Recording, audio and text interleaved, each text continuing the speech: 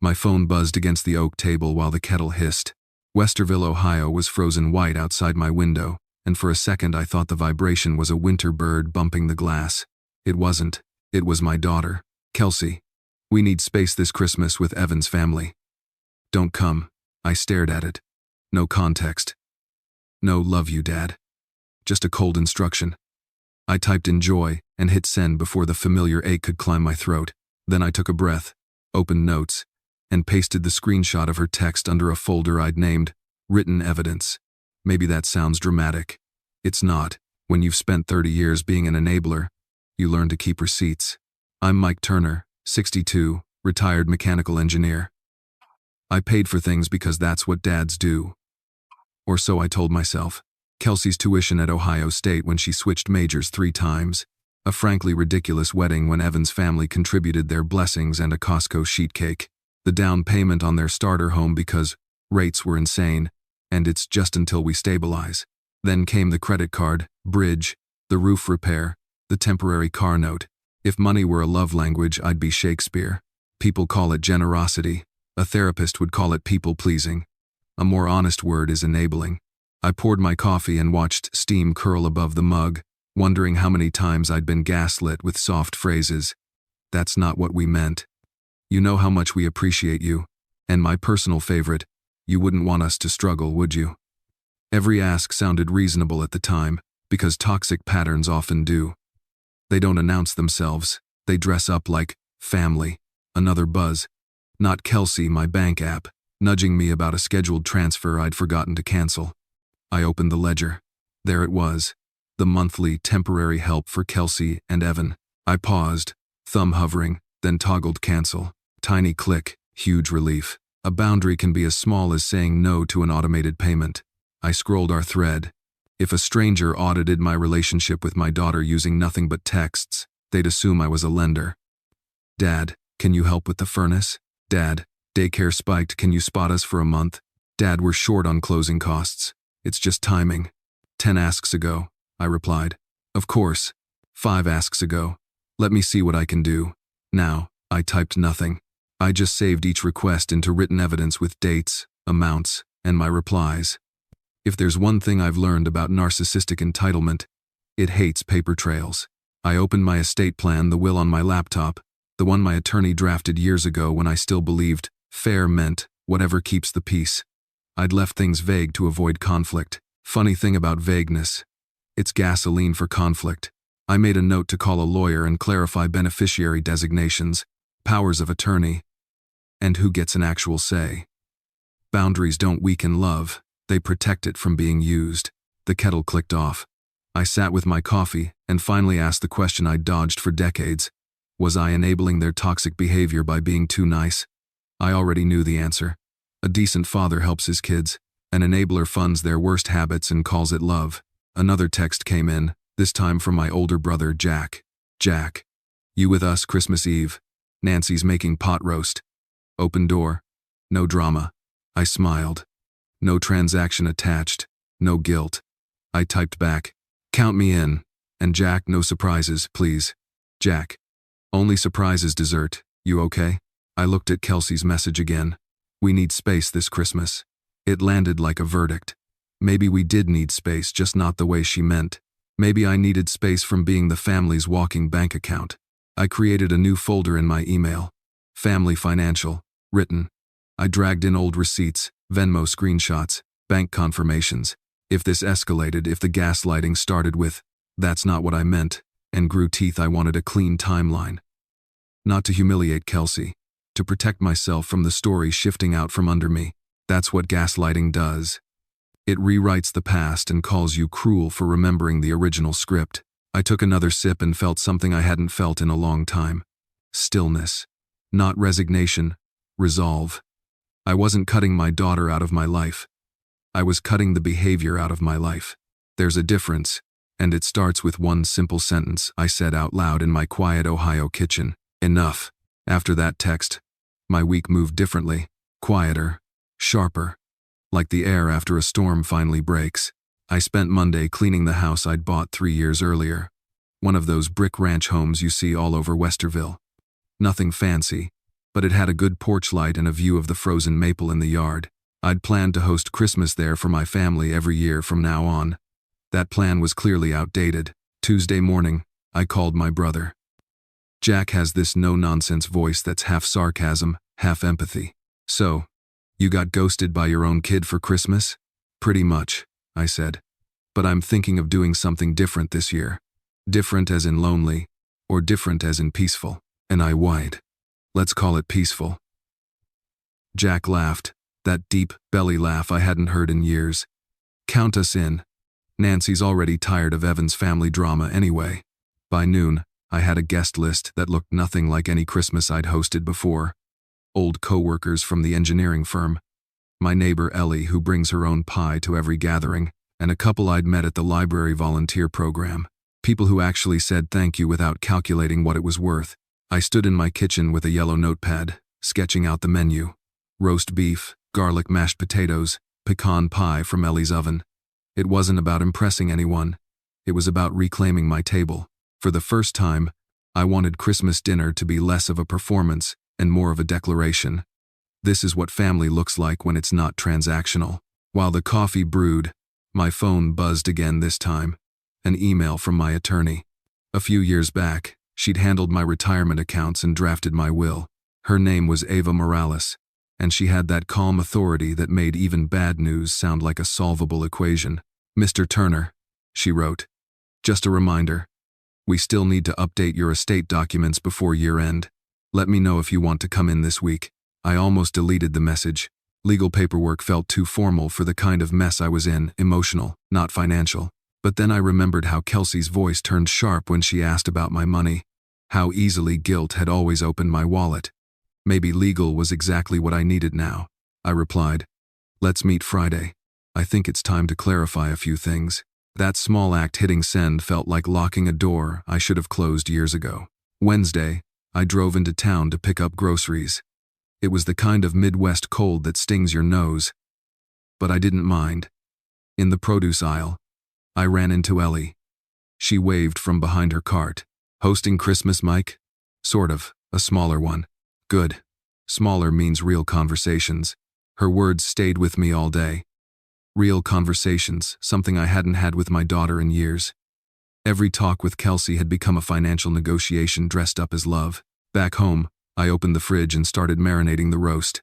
My mind drifted to old habits, wiring money, bailing her out, apologizing for her mistakes just to keep peace. Peace at any price that had been my religion.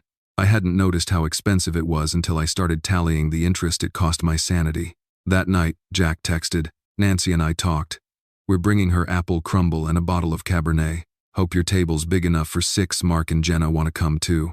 "The more the merrier," I wrote back. Then I added, almost reflexively, "No gifts." "No problem," Jack said. "Your company's enough." I stared at those words longer than I should have. Company, not currency. That was new. Thursday morning, I printed a list titled Christmas Eve Guests and taped it to the fridge. 10 names, 0 expectations. I checked off the basics. Chairs, plates, napkins, wine glasses. The list looked simple, but it felt like a map out of something toxic, a pattern of guilt, appeasement, and self-betrayal. For years, I thought being a good father meant never saying no. Now I was starting to see that constant yes-giving was its own kind of addiction. You feed it, it grows, and soon you can't tell the difference between generosity and fear. By the time evening came, the house smelled like rosemary and cinnamon. I lit the porch light and stood in the doorway, watching snow fall in slow motion under the beam. A quiet thought rose up, one that didn't feel bitter, just true. She told me they needed space, so I'm giving it to them. When my phone buzzed again, I expected another demand. Instead, it was Ava. "Mr. Turner, confirming our Friday meeting. Bring any financial records or written evidence you have, bank statements, prior transfers, anything you'd like protected." The word protected landed softly but with weight. Protection wasn't selfish, it was overdue. I replied, "I'll bring everything." Then I poured myself a small glass of wine, opened my notepad, and wrote one more line beneath the menu. "No guilt allowed inside this house." I underlined it twice. Christmas Eve came wrapped in quiet snow, the kind that hushes the whole neighborhood and makes porch lights look like stars. By 5 o'clock, The house was alive again, not with tension or forced smiles, but with the kind of laughter that sounds like relief.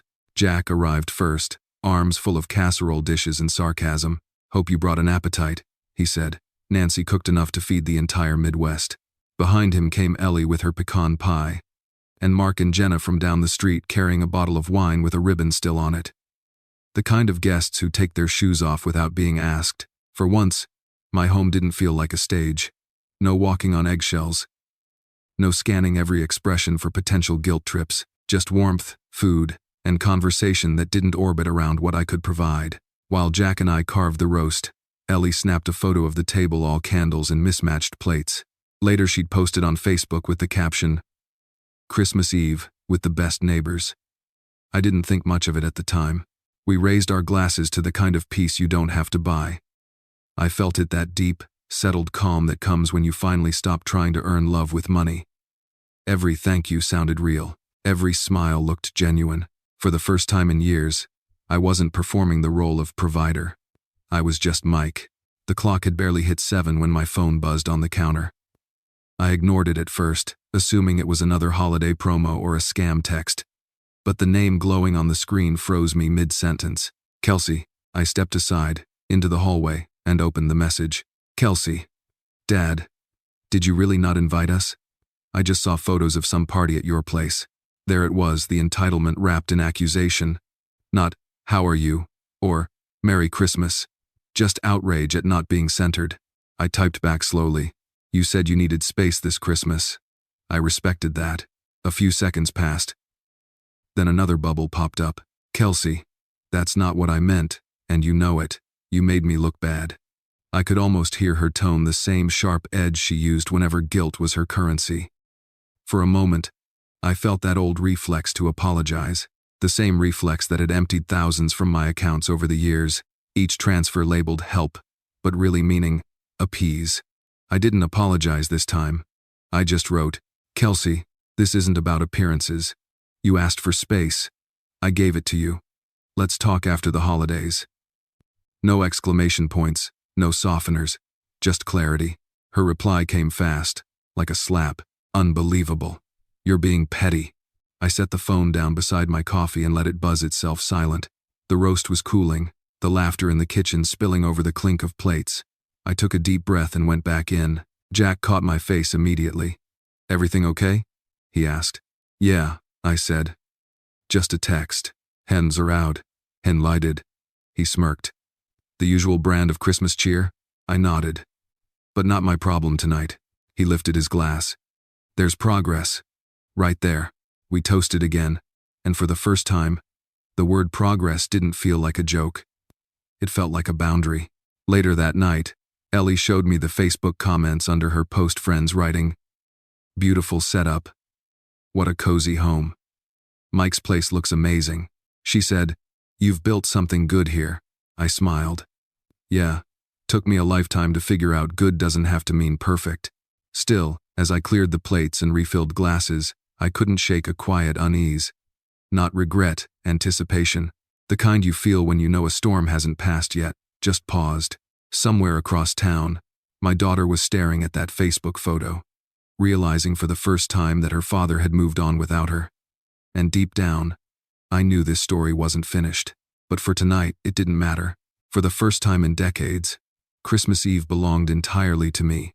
Not the version of me they could use, but the one who finally stopped apologizing for existing on his own terms. It was close to 10 when the last round of laughter faded into the hum of soft music. The dishes were stacked, the pie plates empty, and my living room smelled like cinnamon and roasted garlic. I remember thinking it was the most peaceful Christmas Eve I'd had in decades. The kind of night that makes you believe maybe you didn't ruin everything after all. Then came the pounding. Not a polite knock. Not the kind that says someone's here to drop off cookies. It was the kind that rattled the glass in the door, angry, entitled, demanding. For a moment, nobody moved. The music kept playing, awkward and too cheerful for the sudden tension. Jack was the first to speak. "You expecting someone?" I shook my head. The pounding came again, harder. Ellie whispered, "That sounds personal." Through the frosted window, I could make out 2 shapes. One tall, one small. My stomach knew before my brain did. Kelsey and Evan. Of course, I walked to the door, pulse drumming in my ears, and cracked it open just enough to speak. Kelsey, it's late. What's going on? She didn't even say hello. Don't you Kelsey me? You think you can humiliate me like this? Humiliate you by having dinner in my own home? You invited everyone except us. Do you know how that looks? Behind her, Evan shifted awkwardly, hands in his coat pockets. Maybe we should just— No, Evan, she snapped. He needs to hear this. Inside, I could feel my guests frozen, pretending not to listen but hearing every word. My brother stood up from the couch, his jaw tight. Kelsey, I said carefully, you told me in writing that you wanted space. I respected that. Her eyes flared. That's not what I meant, and you know it. You twisted my words. You always twist things to make yourself the victim. That line hit like déjà vu, the same script I'd heard from her mother years ago. It's what gaslighters say when they realize they've lost control of the narrative. I kept my voice even. I didn't twist anything. You wrote a clear sentence. You said you needed space, so I gave it to you. She crossed her arms, scanning the room behind me. How can you afford all this, Dad? The new furniture, the wine, the decorations. Since when are you this rich? Have you been hiding money from us? That word us landed heavy. Not me, but us. Like my bank account was a community property she'd somehow earned membership in. I've managed my finances responsibly, Kelsey. That's all. That's not an answer, she hissed. You've been lying to me. You've been lying for years. Inside, I heard a fork clink against a plate. Someone trying not to breathe too loudly. Kelsey, Jack said finally, stepping up beside me. You need to calm down. This isn't the time or place. She turned on him like a storm. Stay out of it, Uncle Jack. You've always hated me. He didn't blink. I don't hate you. I hate what you're doing right now. Her face flushed red. You can't talk to me like that. I just did, Jack said quietly. Evan tugged her sleeve. Babe, maybe we should just go home. But she was past reason. No, he's turned everyone against me. He wants to make me look crazy. There it was again, that classic narcissist flip. The accuser, suddenly the victim. The parent, suddenly the villain. I took a slow breath. You're making a scene, Kelsey. Please go home. We can talk tomorrow. She laughed, a sharp, brittle sound that didn't belong in my living room. Oh, you'd love that, wouldn't you? To pretend this didn't happen. To make yourself the calm one while I look unhinged. Enough, I said quietly. This is my home. I'm asking you to leave. He had the flan verfine and the fland. Her jaw clenched. If you close that door, you'll regret it. I held her gaze, steady as I could manage. Maybe. But I'm willing to take that risk. Gad. And then I did it. I closed the door. The lock clicked into place, solid and final. The sound echoed in the silence like punctuation on a sentence that had been too long in the writing. Inside, no one spoke for a moment. Then Ellie broke the tension with a whisper. Well, she said softly, that explains a lot. Jack poured me a fresh glass of wine, slid it across the counter, and said, You did the right thing, brother. I nodded, still staring at the door. For the first time in years, I wasn't afraid of what came next. I thought that was the end of it. The door was locked, the guests were still in shock, and the air inside my house felt thick but safe. I remember taking a long breath, telling everyone, it's okay now. But it wasn't. Not even close. 20 minutes later, just as people were starting to gather their coats, the sound came again. This time it wasn't pounding, it was sirens, faint at first, then growing louder, flashing red and blue through the frosted glass. Every conversation in the room froze mid-sentence. Someone whispered, Oh my God. When the knock came this time, it was calm, professional, 2 rhythmic taps. I opened the door to find 2 police officers standing on the porch, their breath fogged in the December air. One, older with gray at his temples, gave me a polite nod. Good evening, sir. We received a call about a disturbance here. Everything all right tonight? Behind them, standing just out of reach of the porch light, was Kelsey. Arms crossed, jaw set, mascara smudged. Evan hovered beside her, looking like he wished he could disappear. Yes, officers, I said. Everything's fine. We were having a quiet Christmas dinner. My daughter showed up unexpectedly, and things got a little emotional. But there's no disturbance. The older cop glanced past me into the house. He saw 10 well-dressed adults, wine glasses half full, soft jazz still playing from the Bluetooth speaker. Not exactly the scene of a crime.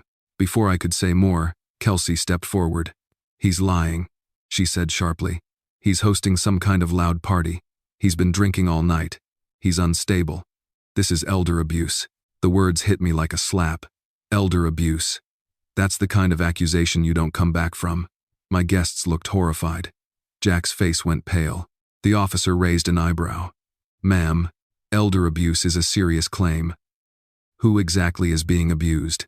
"My father," she said, pointing at me. "He's being manipulated by these people. They're taking advantage of him. I have the gray to see." Then the passes. Complete cell. Imperatively. The may down of intérêt. Jack let out a short, disbelieving laugh. "You mean us? His brother and his neighbors? Come on." The officer turned to me.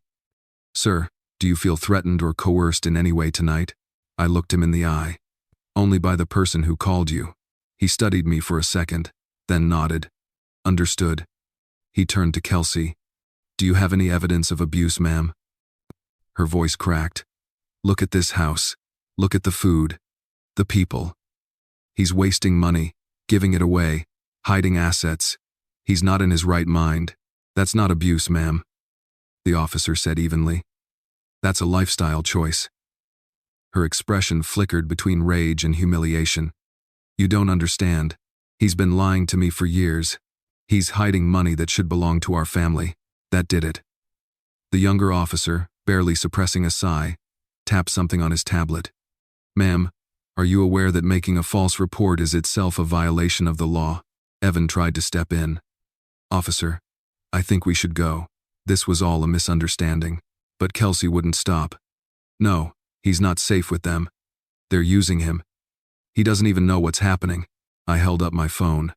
"Officers, I have the text message she sent me, the one where she told me not to come to Christmas. Would you like to see it? Please," the older one said. I scrolled to the thread and showed it to him. The exact words glowed under the screen light. "We need space this Christmas with Evan's family. Don't come." He read it twice, then turned to her. "This message came from your number?" She hesitated. "That's not what I meant." "Maybe not, ma'am," he said. "But it's pretty clear." The silence that followed was heavy enough to crush any remaining dignity. My guests stood quietly behind me, witnessing the unraveling. Finally, the officer said, "Sir, you're well within your rights to have guests over. The noise level is perfectly reasonable. There's no evidence of abuse or disturbance. Ma'am, I'm going to have to ask you and your husband to leave the property, and I'd advise you not to make further false claims. This could escalate into legal trouble." Kelsey's face went blank, not angry now, just lost. "You're taking his side," she said weakly. The officer sighed. "There aren't sides, ma'am. There's evidence." Evan put a hand on her shoulder. "Come on, Kels, let's go." She looked at me one last time. "You're not done hearing from me, Dad." The officers escorted them to their car. The engine started, back down the driveway, and the patrol lights disappeared into the night. When I closed the door, the entire room exhaled at once. Ellie sat down hard on the couch. "Did she really just call the police on you?" "Yeah," I said quietly. "For hosting dinner." Jack poured me another glass of wine. "You've officially reached the next level of family drama." I tried to laugh but couldn't. My hands were shaking, not from fear but from disbelief. It wasn't the police that unsettled me, it was how easy the accusation came out of her mouth. No hesitation, no remorse, just the instinct to destroy when she couldn't control. Everyone stayed for another hour, partly out of concern, partly because none of us wanted to end the night on that note. We talked about boundaries, about how love turns toxic when respect goes missing. Patricia, one of my old coworkers, said something that stuck with me. Sometimes the most loving thing you can do for someone is stop letting them hurt you. By midnight, the last guest had left. The house was quiet again, but not peaceful.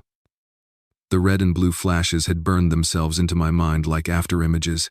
I walked to the kitchen, looked out through the window toward the empty driveway, and whispered to myself, "This ends now." It wasn't anger anymore. It was resolve, clean, cold, unshakable. The kind of resolve that comes when you've finally seen the truth under every excuse. The morning after the police showed up felt like the hangover you get from emotions, not alcohol. The snow outside had crusted over in a hard, glittering shell, and everything in my house looked the same as it had the night before except for me. Something had shifted. I sat at the kitchen counter, staring into my coffee like it could explain how my own daughter had turned me into a suspect. The silence was thick enough to hear the hum of the refrigerator, the tick of the wall clock, the kind of quiet that isn't peaceful, it's reflective, almost punishing. That's when the thought hit me like a confession I'd been avoiding for decades. Was I enabling their toxic behavior all this time by being too nice? The answer didn't come gently. It came like a file opening in my brain, one labeled, all the times I should have said no. Every deposit, every last-minute bailout, every, don't worry about it, sweetheart, replayed like surveillance footage. I'd been mistaking peacekeeping for love and guilt for responsibility. That's how narcissistic patterns work. They hand you emotional debts you never signed for, and you keep paying just to prove you're not cruel. I picked up my phone and opened the bank app again. The same transfer schedule stared back at me, those temporary helps I'd forgotten to cancel. I hit delete on each recurring payment, one after another, like closing tabs in my own mind. It felt brutal and clean. The phone buzzed. For a second I thought it was Kelsey again. But no, it was a text from Ava Morales, the lawyer who'd emailed me earlier in the week. Mr. Turner, I heard about last night. Jack called me. Don't panic, false reports rarely stick when you've documented everything. Let's meet Monday morning. Bring any written evidence you have. Bank records, text messages, transfers. I'll walk you through your options. My brother, always the messenger. I almost smiled. I typed back, thanks Ava, I'll be there. And don't worry, I've been keeping receipts. She replied almost instantly, good. Then you're already ahead of most people. The key is to stop reacting emotionally and start protecting yourself legally. Legally. That word used to sound cold to me, like armor. Now it sounded like survival. I opened my email and started pulling everything together, the written evidence folder, the bank statements, and even screenshots of Kelsey's texts.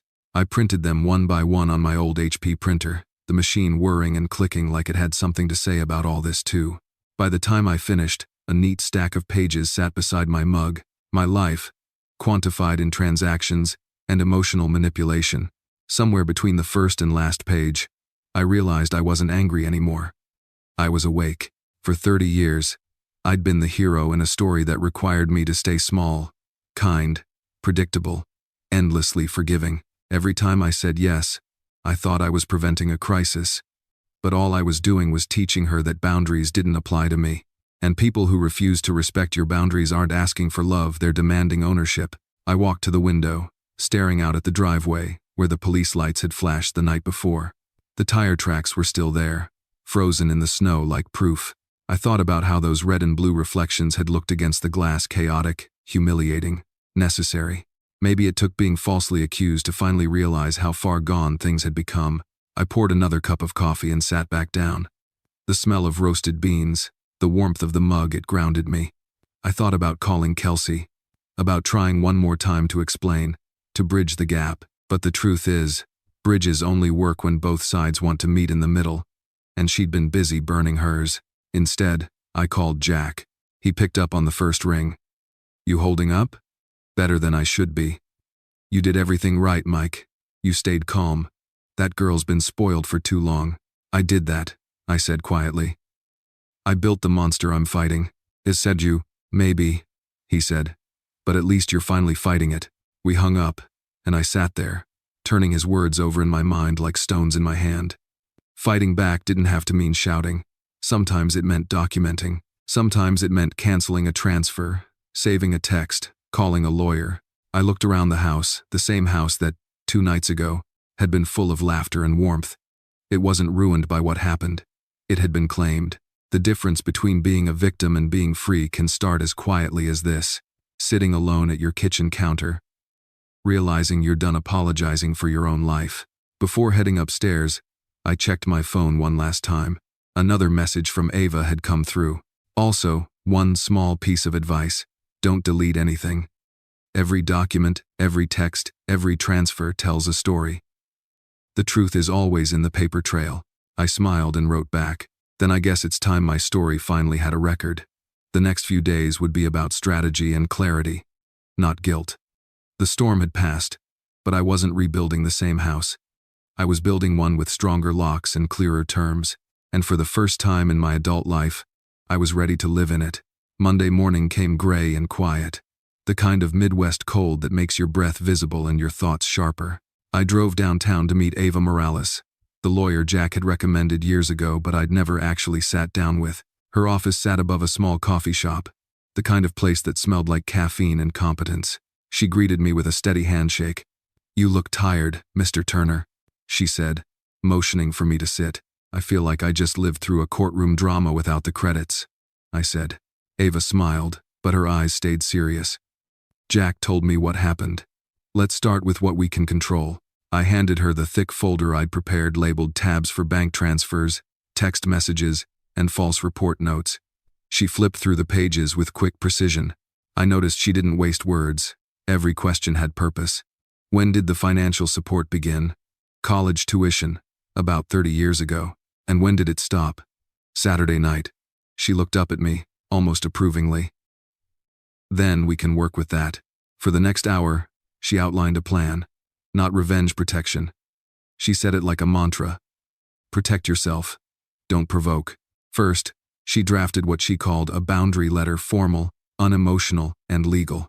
It stated that all financial support to Kelsey and Evan was suspended indefinitely, that any future contact must be civil, and that harassment or false accusations would be documented and pursued.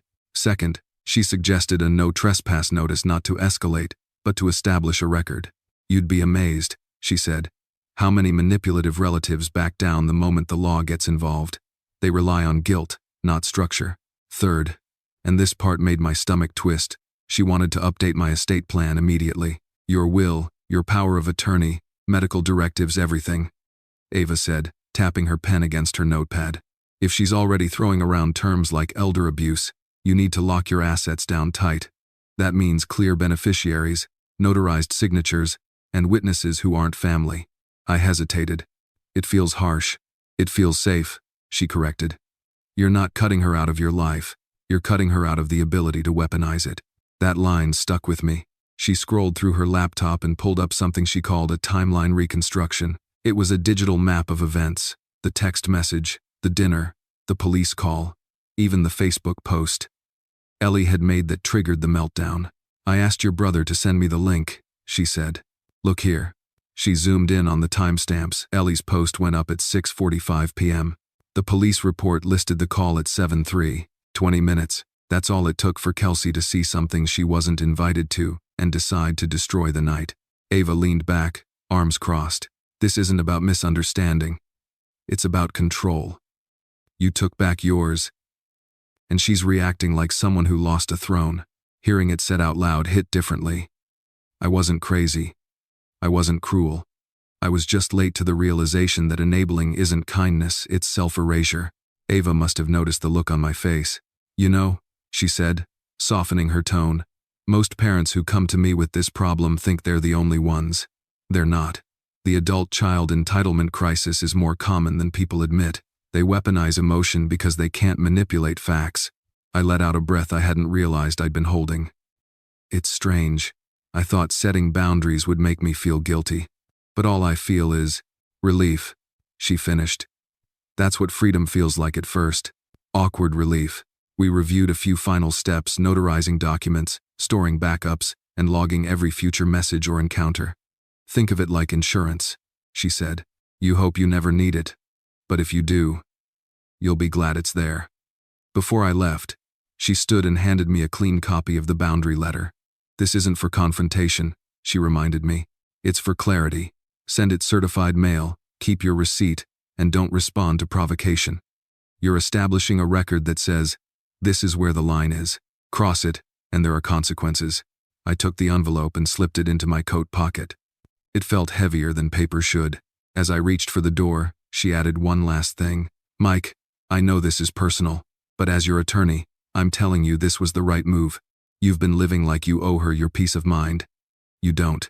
Outside, the cold air bit at my face, but it didn't sting. I stopped on the sidewalk, looked up at the gray sky, and felt something new: control. Not dominance, not revenge, just balance.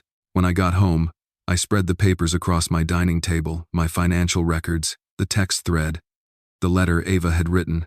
Together, They looked like a map out of a maze I didn't know I'd been trapped in. That night, I slept better than I had in years. No buzzing phone, no guilt. Just the steady, quiet truth of a man who'd finally chosen to protect his own sanity. By the time Friday rolled around, I was ready. Not angry, not vindictive, just ready. Ava's words still echoed in my head. Protect yourself, don't provoke. I'd signed the boundary letter, notarized the estate plan, and made peace with the fact that whatever came next, I could handle it. That afternoon, Kelsey texted again. "Dad, can we talk?" I stared at the message for a while before replying. "Yes, but here at my house, daytime, just us." "Well, actually, doctor," she agreed, though I could sense the hesitation even through her punctuation when she pulled into the driveway the next morning. The same driveway she'd once stormed up, with police lights flashing behind her. It felt like a movie looping on a quieter reel. Evan stayed in the car, hands on the wheel, eyes down. Maybe he'd finally had enough of being her echo. Kelsey stepped inside, clutching her phone like it was a shield. Her voice was softer than I expected. "I didn't come to fight." "That's good," I said, "because I'm done fighting." We sat in the living room, the same couch, the same table, but it wasn't the same ground anymore. Between us lay a folder with her text messages printed out, a copy of the boundary letter, and a flash drive labeled doorbell footage. December 24th. She glanced at them but didn't reach. "You really saved all that?" "I did," I said calmly. "I had to. Every time I let things slide, they came back worse. I need proof of what happened for me, not against you." Her lips tightened. "So, this is about punishing me?" "No," I said. "It's about clarity. You said you needed space. I gave it to you. But you also called the police on your father, Kelsey. You made a false claim. I can forgive a lot, but not that." She looked down, her jaw shifting as if chewing on guilt she didn't know how to swallow. I was emotional. "I didn't think. That's exactly the problem." I cut in gently. "You don't think, you react. You accuse, then rewrite the story until it feels righteous. That's not love. That's control." Her eyes watered, but there was defiance in it, not remorse. "I just wanted to be part of your life again. You shut me out." I pointed to the printed text thread. "You shut the door first. You told me not to come for Christmas. You said you wanted space." "That's not what I meant." "I know. You never mean it. But you say it anyway." The silence that followed was thick enough to touch. The kind of silence where both people realize the conversation they're having is really the one they should have had years ago. Finally, I leaned back, my voice steady. "I'm not here to argue meaning anymore. I'm here to set boundaries. From now on, I won't discuss finances, money transfers, or property with you. I won't engage with insults or guilt trips. If you reach out respectfully, I'll listen. If not, communication stops. Simple as that." 9. Her eyes flashed. "That's not fair." "It's not supposed to be fair," I said. "It's supposed to be healthy." She stood up abruptly, walking to the window. "You've changed, Dad." "Yeah," I said. "I finally have." He's louder last. When she turned around, her expression was unreadable. "So that's it? You're just done with me?" I took a slow breath. "No, Kelsey. I'm done with the version of our relationship where I get to play the guilty parent and you get to play the victim. I still love you, but love without respect is just servitude. And I've retired from that job." She sank back onto the couch, covering her face with her hands. "You make me sound like a monster." "You're not a monster," I said quietly. "You're a person who's gotten used to getting her way. But you're also smart enough to change that. You just have to want to." She looked up, mascara streaking down her cheeks. "What if I can't? Thanks for watching. Then I'll love you from a distance," I said. "But I won't let you hurt me anymore." I stood and walked to the door, opening it just enough to let the winter light pour in. The cold breeze brushed against my face, crisp and clean. "You're welcome here when you're ready to talk like family again. Until then, I need peace." She hesitated, like she wanted to say something sharp, but the words never came. Instead, she whispered, "I miss when things were simple." "They were never simple," I said. "You just didn't have to carry any of the weight." She nodded once, then walked out. The moment the door closed, I turned the deadbolt. The click echoed through the room, a small sound, but it felt monumental. The final punctuation on 30 years of blurred lines. Jack called an hour later. "How'd it go?" "She heard me," I said. "That's progress." Maybe it's just closure. I poured myself a cup of coffee and watched the snow start to fall again outside. For the first time in years, I didn't feel like a man trying to repair something broken. I felt like someone building something new. No more guilt. No more fear. Just space, the kind I'd finally chosen for myself. It had been 2 weeks since that final conversation. The quiet in my house no longer felt strange, it felt earned. The coffee tasted richer, the mornings softer. For the first time in my adult life, peace didn't feel like a luxury. It felt like a boundary that finally held. Then Ava called. "Mike," she said, her tone unreadable. "Do you have a few minutes? There's something we need to discuss in person." I could hear it in her voice, this wasn't small. When I arrived at her office, she greeted me with that same professional calm. But there was an undertone now, something personal. She gestured for me to sit, then closed the door behind us. "I have news," she said, sliding a folder across the desk. "Your daughter's been busy," said Junst. Inside the folder were printouts of emails, formal ones, full of half-truths and emotional manipulation.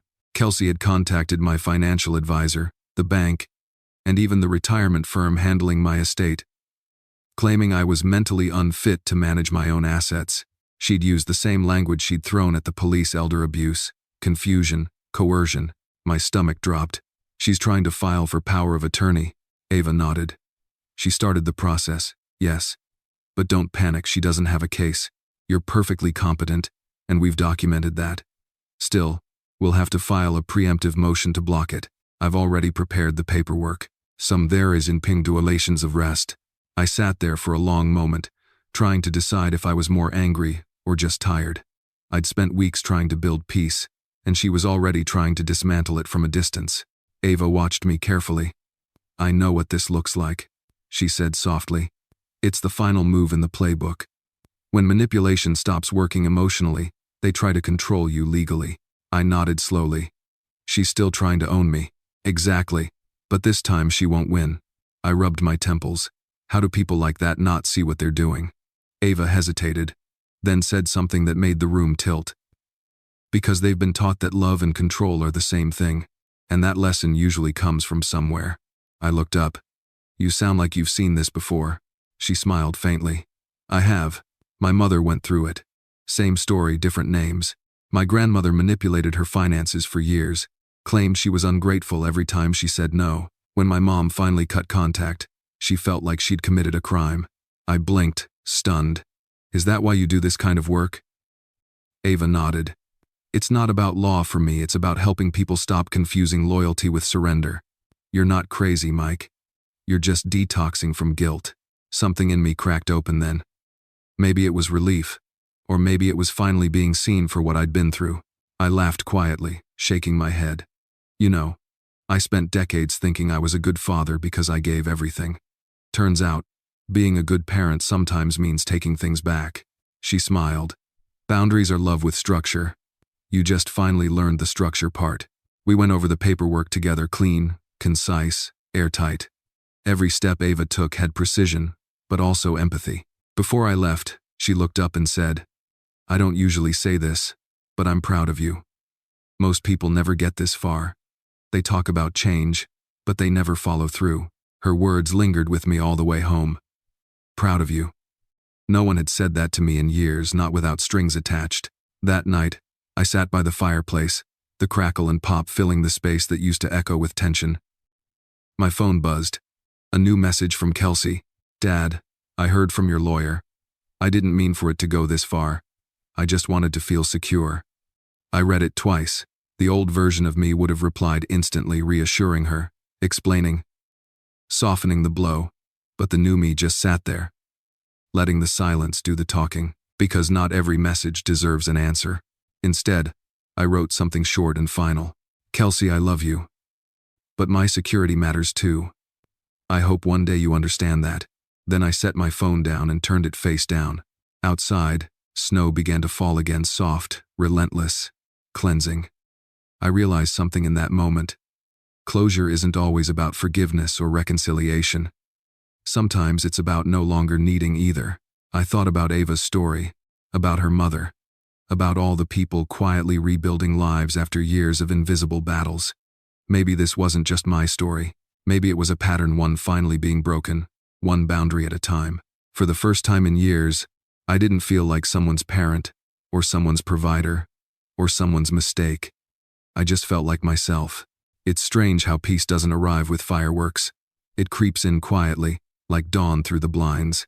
A few weeks after everything settled, the police call, the lawyer, the confrontation, I realized I was no longer waiting for the next crisis. My phone didn't buzz with demands.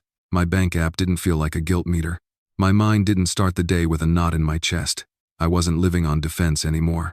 One morning, I made a pot of coffee and took it out onto the porch. The air was crisp.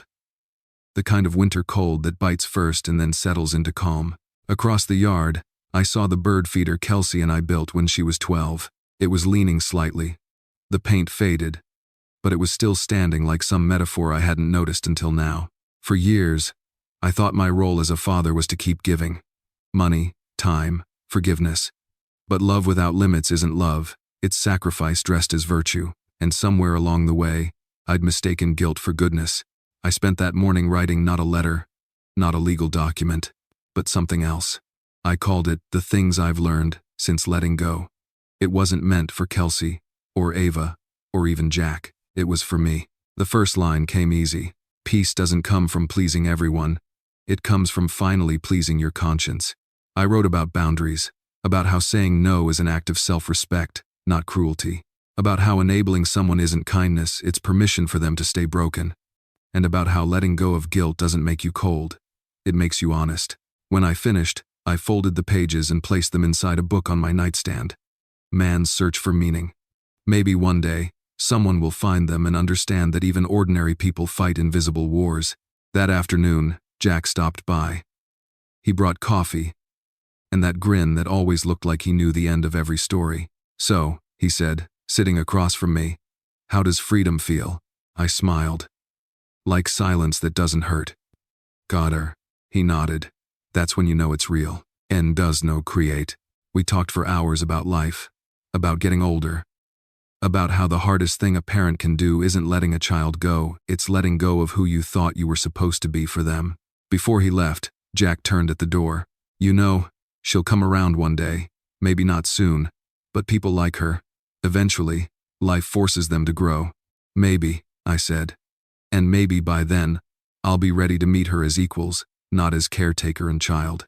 After he drove off, I poured myself a glass of red wine and walked through the house. The villa didn't feel like a fortress anymore. It felt like a home, the kind built not on guilt or obligation, but on earned peace. My phone buzzed again that night, but this time, it wasn't Kelsey. It was Ava. "Case officially closed. The motion to block the power of attorney is approved. She can't touch your assets or your estate. You're free, Mike." I stared at the message, reading it twice. Free. The word had a weight and a lightness all at once. I typed back, "Thank you, Ava, for everything." She replied a moment later, "You did the hard part yourself. You just needed someone to remind you it's okay to stop bleeding for people who won't stop cutting." That line stayed with me for days. The next morning, I did something I hadn't done in years. I booked a trip. A one-way ticket to Lisbon. I didn't tell anyone. I didn't justify it. I just picked a date, packed a bag, and hit confirm. Not because I was running away, but because I was finally moving towards something. That evening, I stood by the fireplace, the same one that once witnessed shouting and chaos. The flames flickered gently against the framed photos on the mantel, memories that no longer hurt to look at. I whispered to myself, almost like a prayer. Forgiveness doesn't mean forgetting. It means freeing yourself from the need to keep proving you were right. Outside, the snow was melting. The driveway was clear again, the ice gone. The tire tracks from that awful night finally fading into the earth. As I turned off the lights and walked upstairs, I realized something simple but powerful. Healing doesn't happen when they apologize, it happens when you stop needing them to. I don't know if Kelsey will ever come back. Maybe she will, maybe she won't, but if she does, she'll find a man who isn't defined by what was taken from him, but by what he chose to keep: his peace, his dignity, and his self-respect. And if she never does, that's okay too. Some chapters end not with closure, but with clarity.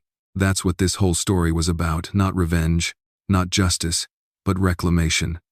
Taking back my name, my boundaries, my sense of worth, and as I lay in bed that night, listening to the hum of the heater and the quiet rhythm of my own breathing, I realized I didn't win by defeating her.